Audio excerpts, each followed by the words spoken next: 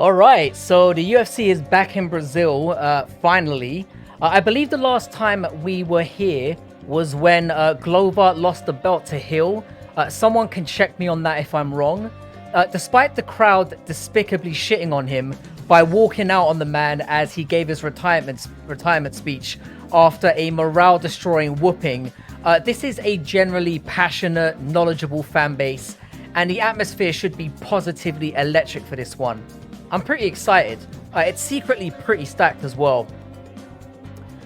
Alright, I'm not sure how to pronounce this man's first name. Is it Kue, Kawe, whatever? I'm picking him. Diakese looks like he should be amazing.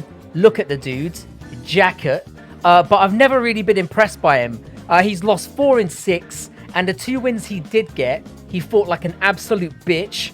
He's supposed to be a striker, but he pretty much laid and prayed to get those wins and used those tactics against guys with zero wrestling who weren't expecting that kind of a fight. Fernandez is a dangerous striker and is no joke on the ground as well.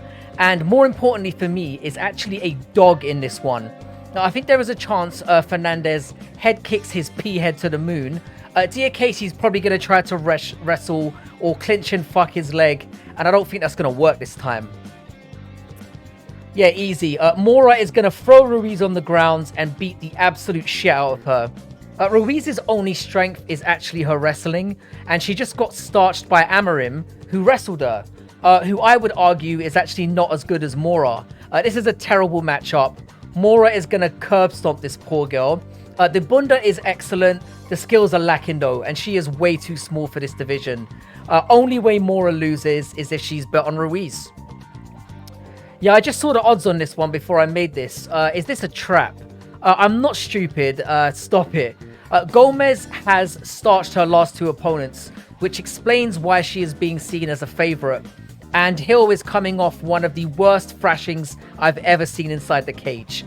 Percolate on that for a minute and think about the sport we're in here. It's a big thing to say. I'm going to sound like I have brain damage here, but I think I'm going to pick Marge Simpson, you know. Marge has way more experience, only really loses to dominant grapplers, and does not get KO'd. I know her record is 15 and 13, but she has fought the best of the best, and Gomez is a fucking child.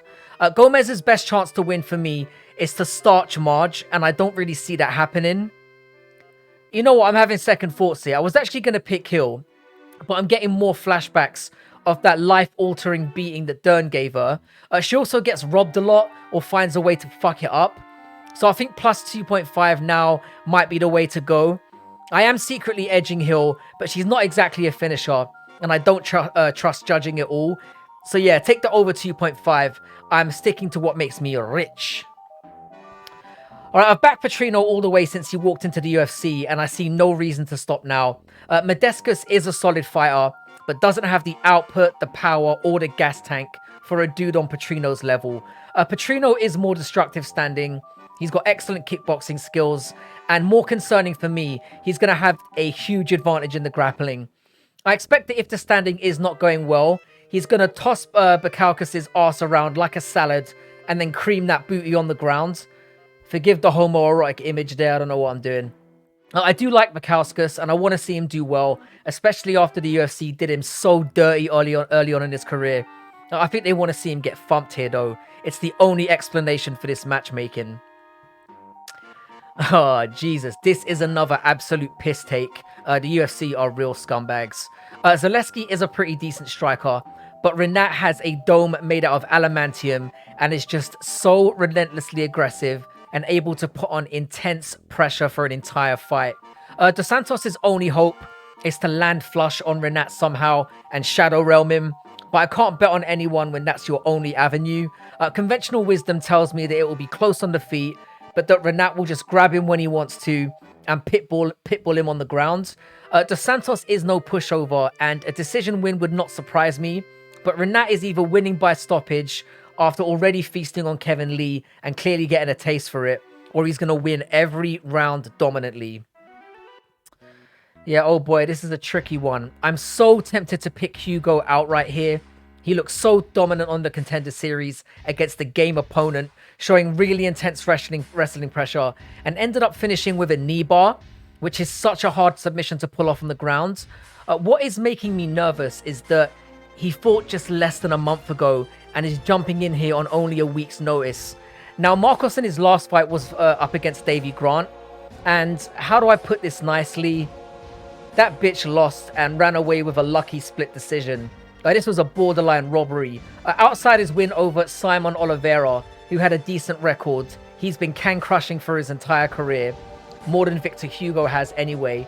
I cannot advise anyone to take Marcos at minus 250, but with Hugo taking this on short notice, it feels like a risk to lay on him also.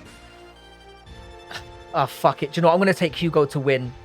He's too well-rounded as a dog this wide to pass on, and Karma is waiting around to bitch slap Marcos sooner or later. Yeah, this one's not been confirmed, so get fucked. Time is money. I'll add my opinion on this in the comments or something when I know this is definitely going ahead. At the moment, I'm kind of siding with Onama. Alright, again, Elvis Brenner is a guy I've been riding with since the beginning, picking him as a huge dog twice in a row and getting pretty much laughed at for it. So again, I'm not going to turn my back on this man. Now, this time he's actually the favourite for once though, which does make me a little bit nervous. Especially with Ribovics, who I do believe is more fluid and technical than Brenner, certainly standing. The thing is though, Brenner just has those Jupiter-sized bollocks, and every time I've seen the man in danger against absolute monsters, he has no quit and just relentlessly goes for the kill at all costs. Ribovics is more of a technical striker, Brenner has more of a grappling and BJJ threat, so given the closeness in skill and the fact that both these men have proven to be so hard to finish, this is about money and not pride again. So plus 2.5 is the play on this one. A gun to my head, I'd probably take Brenner though. Yeah, Bonfim should win this, but Vince Pichel is really, really good. Now, Bonfim's stock dropped a little after he got absolutely starched by Saint Denis. But as I've said before, if you really watch that fight, he literally let Bonfim boot the shit out of his stomach to prove how hard he was and shit his pants in there. Probably literally. That was a really low IQ moment. I was fuming. I expect this will have humbled him though, and that he will give Pichel the respect that he deserves, who, let's be real here, is impossible to pick at 41 years old and is probably ready to crumble into dust at this point. At minus 440, it's not enticing in the slightest. I don't believe Pichel should be that wide a dog, and I think he's actually going to do better than people potentially expect before eventually losing by a late finish or very clearly on the cards. Alright, I think this one has sneaky, really great value here on the side of Petrosyan. Viera can throw with power, but his technique is garbage. And considering he has a background in BJJ submission grappling, which, let's call it what it is fucking soy, so his whack technique is hardly surprising. Petrosyan, on the other hand, is a really excellent kickboxer that, for me, that's really important in this, really manages distance expertly. And I can see Rodolfo winging like a tard and missing, puffing himself out, then going for far out takedowns and getting stuffed, then getting pieced up to the body and face, gassing out and getting smoked for exhaustion. He had a back and forth close one with Brundage, who, if you haven't heard me say before, is the biggest pussy on the roster. I think Petrosyan lights this balloon animal up. Yeah, the odds on this one I do not love in the slightest. I'm going to take Borralho. His last 3 wins were against Oleg Zaychuk, who has serious hands, Magomedov, who, alright, granted, is a total fraud, but a highly typed fraud. Some people still live up his asshole. And Armand Petrosyan, who I already believe is also excellent. Just got done sucking him off if you forgot already. Now, Abu got starched by Sean Strickland. There really isn't any shame in that. But it was the manner in the way he gassed that just disgusted me. He came into that fight, a main event, with 3 minutes of cardio in him.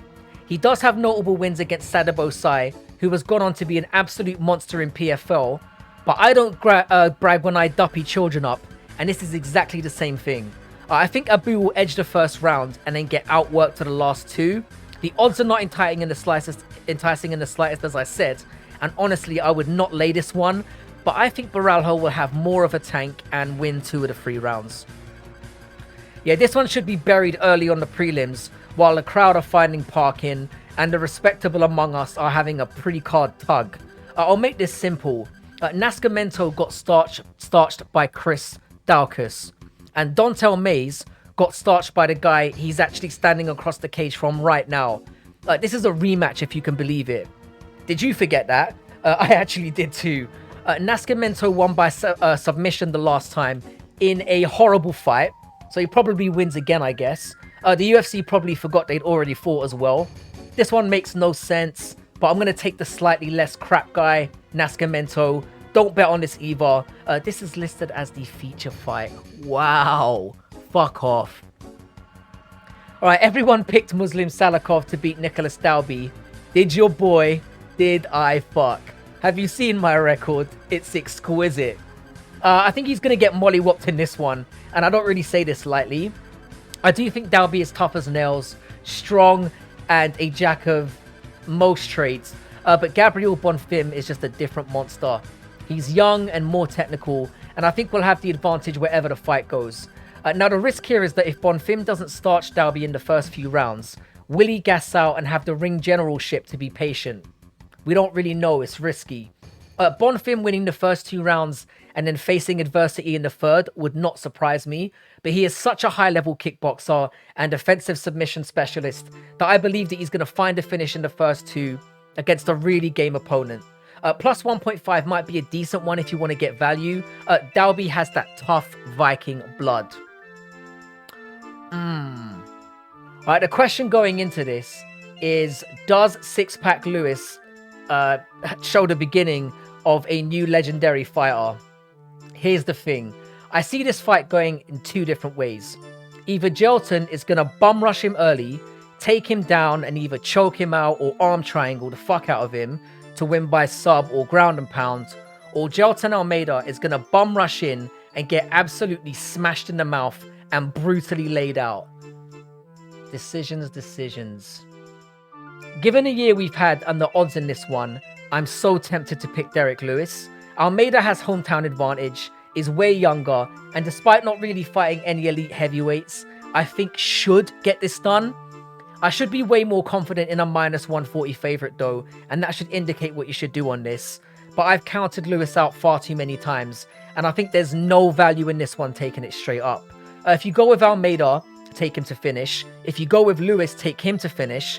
The fight to go under 2.5 for me is pretty much a guarantee either way. Alright, so quick roundup as we always do. Again, the greens are the ones I'm really confident about. Moura money line, Petrino money line, Fakhretdinov money line, Bonfim money line, both of them. And Petrosyan money line are ones I really like. The over 2.5 on Hill and Almeida's fights. The over 2.5 on the Hill fight and the under 2.5 on the Almeida fight, I quite like. The ones in yellow, I'm moderately confident about.